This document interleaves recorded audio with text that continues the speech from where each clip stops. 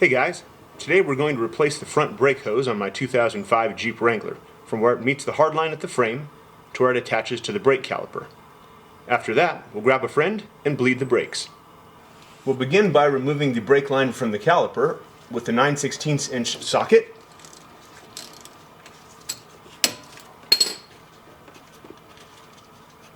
You'll immediately notice brake fluid beginning to leak out.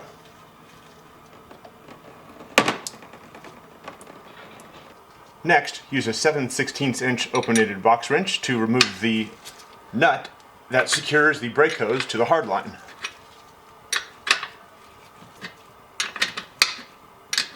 Now remove the T40 Torx bolt securing the brake hose bracket to the frame. You may need to move the brake line out of the way.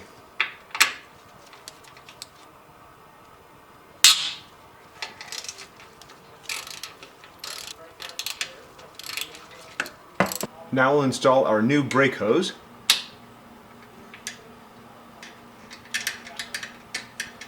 Start that by hand.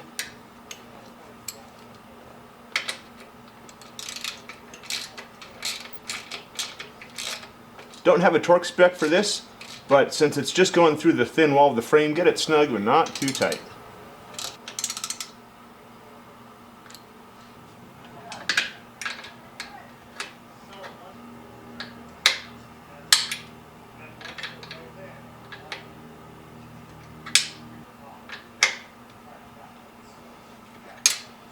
Before reinstalling the other end of the brake hose, make sure that the old copper crush washer isn't still on the caliper. Wipe that off. Make sure you have a clean mating surface. And then using two copper crush washers, one on each side of the brake hose, reattach that end. Now put a copper crush washer over the banjo bolt. Put the banjo bolt through the brake hose, and then put your other copper crush washer on, and then we'll install the banjo bolt and tighten it to 23 foot-pounds.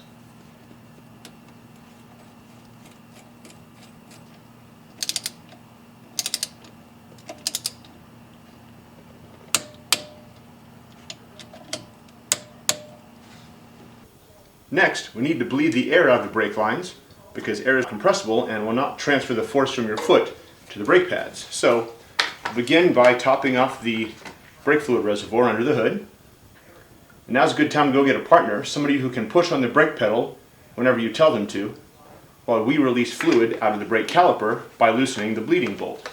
Thank you in advance, Lion. We'll start by bleeding the brakes furthest from the master cylinder. So that's going to be on the right rear on my 2005 TJ. In order to do this, we're going to need a length of 1/4 inch rubber tubing, as well as a clear receptacle. I just like to use an old 2-liter soda bottle. Put the tubing on the brake bleeder screw, and then while your assistant pushes the brake pedal, you'll briefly loosen this bolt. That will allow fluid to go through the hose, and then before the brake pedal reaches the floor, you have them stop pushing, and you'll then tighten this screw.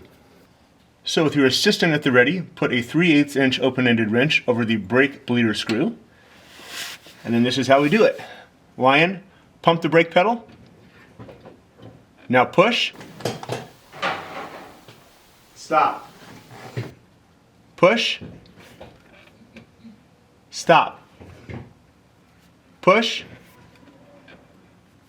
Stop. Push. Stop. Push. Stop.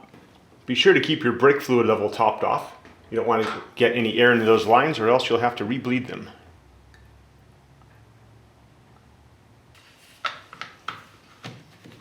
Push. Stop. Push. Stop.